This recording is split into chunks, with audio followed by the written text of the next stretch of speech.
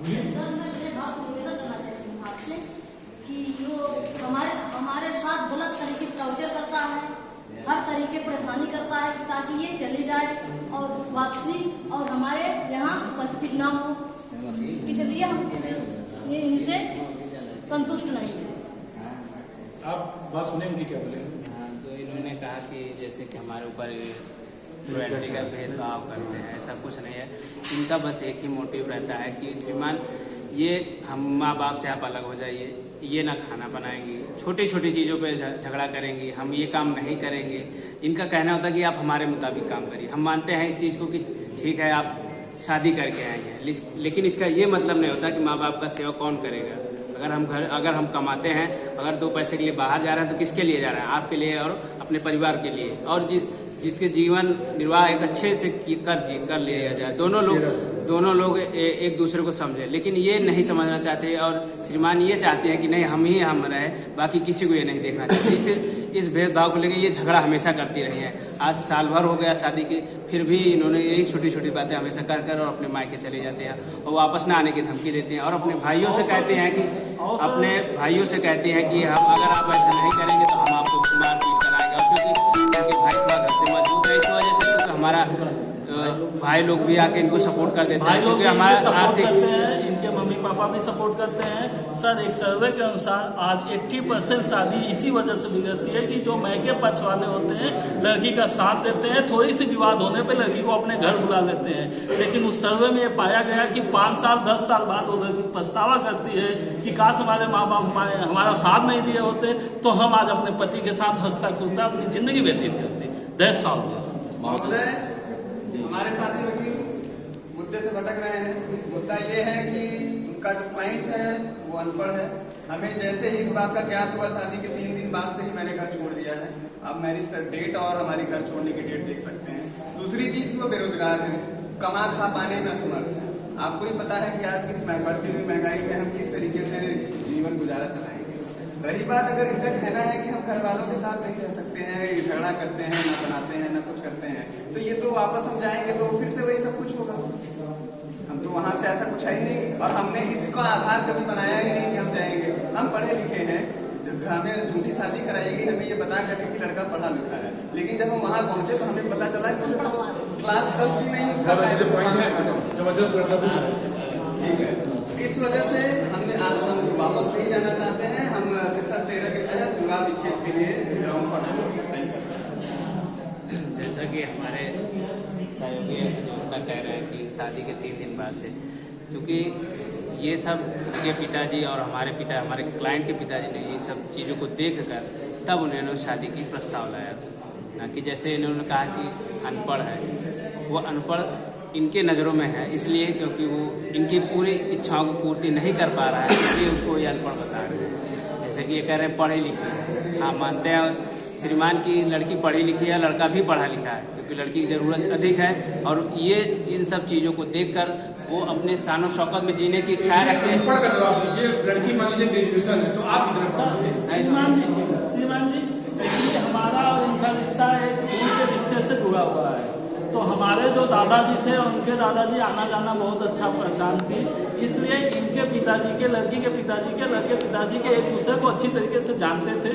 लड़की के पिताजी को सारा बात पता था कि मेरा बच्चा कितना पढ़ा लिखा है, कितना क्या है क्या नहीं है। लड़के का कुछ नहीं पता था। इनका कहना है कि 10 लाख रुपया दहेज भी नहीं है पढ़ाई लिखाई के नाम पे। सर आज के समय में तो दहेज की डिमांड कोई भी कर सकता है, लेकिन दहेज की ऐसी कोई भी बात नहीं है। शादी के वक्त भी नहीं बात हुई थी, न शादी के बाद बात हुई। दोनों पार्टी को पता है कि और दहेज अगर हम मांगेंगे, दहेज मांगेंगे लड़की क्यों मांगेंगे? दहेज तो हम मांगे लड़की को हटाएंगे ना, लड़की तो अपने मन से जानेगी। ये लिख के आए हैं अपने प्लेट में कि 10 लाख रुपया दहेज दिया गया है। ये लिख के आए हैं प्लेट में 10 लाख रुपया दहेज दिया गया है। और आपको बता दो डाउरी प्रोविजन एक्ट 1961 के सेक्शन 3 और 4 दहेज लेने दहेज देने दोनों के लिए प्राप्त है। तो ये इन्होंने प्लेट में लिखा हुआ है कि आप दहेज मांगे हैं। सर इन्होंने जो दहेज का ब्लेम लगाया हुआ है, पहले 21 प्रकार से दहेज दिए थे। इनका दहेज देने का क्या आधार था, किस आधार पे दिए? हमें तो दहेज मिला नहीं है हमारे क्लाइंट को, तो ये उसके लिए क्या प्रूफ? ये क्लाइंट को लिख के आए कि सोने 10 ग्राम सोने की चेन है, 2 अंगूठियां हैं, फ्रिज है, टीवी है, कूलर है, 5 लाख कैश है। ये वही आधार है, उसी जिस प्रकार हमारे दादाजी और पिताजी बहुत अच्छे दोस्त थे और उन्होंने शादी कर ली, तो जैसे इन्हें क्लाइंट को नहीं पता कि उन्होंने शादी जब की तो एक्चुअल में दहेज ही था जिसे लिया और दिया गया था। जिस प्रकार उन्हें ये नहीं पता है कि दहेज लिया गया था उनके क्लाइंट को, उसी प्रकार हमें भी नहीं पता हमने नहीं लिया, हमारे पिताजी ने दिया, हमने ले कर सकते हैं उनके खिलाफ जो कार्रवाई करनी हो कर सकते हैं। जैसे कि हमारा बिल्कुल कहना है कि दहेज दिया गया, श्रीमान एक दो परिवारों के बीच उपहार दिया जाता है, ना कि दहेज दिया जाता है। एक उपहार स्वरूप में गहने पैसे जो भी उनकी इच्छा हुई वो दिए, ना कि हमारे क्लाइंट के पिताजी या दादाजी ने कोई बात ऐसी शर्त नहीं रखी है, कोई भी ऐसी बात शर्त नहीं रखी, क्योंकि वो मित्र रहे हैं, इस वजह से वो मित्रता के संबंधों को आगे बढ़ाते चले और वो बच्चों के ऊपर लागू कर दिए, क्योंकि बच्चों के सलाह नहीं लिए उन्होंने उस समय। और कुछ नया पॉइंट खड़ा करिए ताकि काउंटर कर सके, कुछ और नया पॉइंट बोलिए ताकि काउंटर करने का उनको मौका मिले, फिर आप कुछ बोलिए फिर नया काउंटर को दीजिए। जैसे कि हमारे सहयोगी मित्र बताया कि लड़की ग्रेजुएट है, क्योंकि उसके भाव आप बताइए आप कितना पढ़े लिखे हैं? हमारा तो इंटर तक है, ठीक नहीं है साहब, 10th पास है केवल, इंटर तक है। 10th है। अगर आप इसकी जांच हो जाएगी, इसके हमारे काबिल दोस्त ये कह रहे हैं, ये कह करके लगा हुआ है, ये कह करके सफाई दे रहे हैं कि जो हमारा क्लाइंट है वो इनके घर में रहना नहीं चाह रहा है, या उसके बदसलूकियां हैं, जो भी उसने गलत काम कर रहे हैं उसकी वजह से हम रखना नहीं चाह रहे हैं। आप ये बताइए, हमारा भी परिवार है, आपके पास भी परिवार है, सबके पास परिवार है।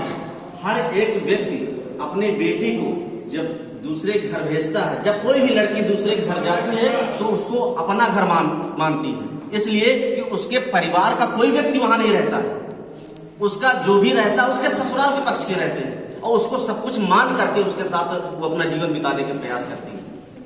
अगर उसके बाद भी उसको प्रताड़ित किया जाएगा तो बताइए वो कहाँ जाएगा? प्रताड़ना किस तरह से आपके साथ होगी बताएं? प्रताड़ना बता तो रहे हैं कि महोदय ये कह रहे हैं बिजी रहती है, ये लेके आ रहे हैं अकाउंट जी। प्रताड़ना का मतलब ये है कि सर वो जैसे जो विपक्ष है, जो हमारे अधिवक्ता के क्लाइंट है, वो दारू पी करके शराबी पीते हैं। सर हमारे जो क्लाइंट है वो बता रहे हैं कि दारू भी पीते हैं, शराब पी करके। यहाँ पर क्लाइंट की बात है, आप फर्स्ट जनरेशन बात करिए, मैं मेरे प्रतिवादी हमारे जो प्रतिवादी हैं वो शराब पी करके हमको प्रताड़ित करते हैं, गाली देते हैं, शाम को आके शराब पी के मारते हैं, पीटते हैं और ये कहते हैं कि जो दहेज आपके पिता ने दिया, आपके घर वालों ने दिया है और हमको दहेज लेके आओ तभी तुमको घर में रहने देंगे। दहेज मांग करते हैं, कम से कम 10 लाख रुपए की मांग और करते हैं कि हमको 10 लाख रुपए और कैश ला करके दीजिए तो हम आपको इसका काउंटर करिए कि पूरे आय की देखिए। सर एक अभी ये तरफ से बोला गया था कि यहाँ पे लड़की अपने आप गई है मैचे, ना कि उसको मार के भगाया गया है, हम लोग छोड़ नहीं रहे हैं। दूसरी बात इन्होंने कहा कि दारू पी के आते हैं और मारते हैं, ऐसा है बता रहे जैसे 5-6 महीने की बात। अभी इन्हीं की तरफ से बोला गया था कि मात्र 3 दिन वो घर में रही थी। ये विरोधाभास कैसा सर से महोदय? क्या 3 दिन में अगर बताइए, क्या कोई 3 दिन में शराब पी करके नहीं आ सकता? 6 महीने जरूरी है, 3 दिन लगातार भी कंटिन्यूएशन ऑफिस जैसे डोमेस्टिक वायलेंस इन्होंने कहा है, डोमेस्टिक वायलेंस आपका जरूरी नहीं कि शारीरिक हो, मानसिक भी हो सकता है। आपने कहा कि मैं संतुष्ट नहीं हूँ, लड़के बच्चे का मानसिक रूप सही संतुलन नहीं, वो झूठ बोलते था। हम ये नहीं कहेंगे संतुलन ठीक था कि नहीं था, वो पढ़ा लिखा नहीं है, इसलिए उसके अंदर इस प्रकार की समझ नहीं है कि क्या सही है क्या गलत है, इस प्रकार का वो फैसला कर सके। इसलिए जो पढ़ा लिखा ना है उस आधार पे ऐसा समझ लेना उचित है सर। नहीं पढ़ा लिखा नहीं, क्या बोले कि हम समझ सकते हैं नहीं पढ़ा लिखा इसलिए ऐसा करता है, तो जो पढ़ा लिखा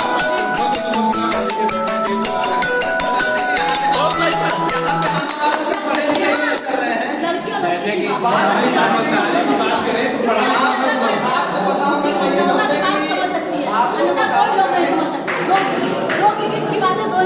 वोट माना होता है, इमोशनल चीजें न प्रस्तुत किया जाए, वोट में इमोशनल चीजें न बात। सबसे बड़ी बात ये बताता हूँ, मित्रता के साथ शादी हुई है, एक दूसरे का आना जाना था, बहुत दिनों से रिश्ता था। इनके एविडेंस की बात की जाए, ये जब भी घर में हम आते थे रात में कमा के आते थे, तब सुबह से लेकर शाम तक अपने फोन में व्यस्त रहती थी।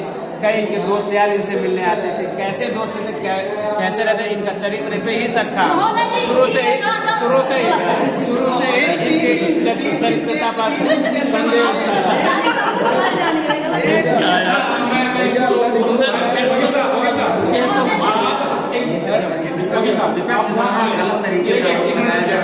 गलत तरीके से जैसे मेरी बात सुन लीजिए, तो आप गलत बयान कर रहे हैं।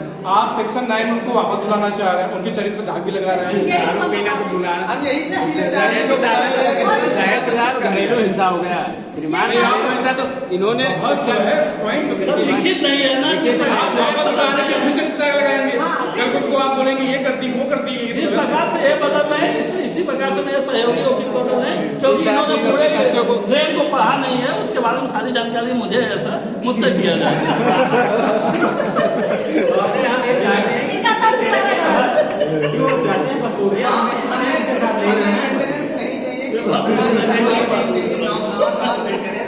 हम ये चाहते हैं, हमारी कोई ये मांग है कि हमारा कोई मेंटेनेंस हमें नहीं चाहिए। जो भी विवाह में खर्च हुआ है उस रकम को वापस करते हुए विवाह को विच्छेद करने की हिंदू विवाह एक्ट के तहत जिस आधार पे विवाह विच्छेद किया जाता है, अगर वो एक भी आधार साबित होता है तो विवाह विच्छेद करने के लिए मेरा क्लाइंट तैयार है। विवाह विच्छेद के तो 24 आधार है। हिंदू मैरिज एक्ट में विवाह विच्छेद के 24 आधार है, तो 24 आधार में तो आप आ ही जाएंगे किसी आधार पे। वकील साहब ने शुरुआत में बोला मैं संतुष्ट नहीं हूँ। कैसे संतुष्ट नहीं हूँ? हम इसलिए आप क्लाइंट आप रिप्रेजेंटेशन मैं अपने पति से संतुष्ट नहीं हूँ। नहीं सर, कैसे नहीं बताया? इसलिए नहीं संतुष्ट हूँ क्योंकि इनके घर वाले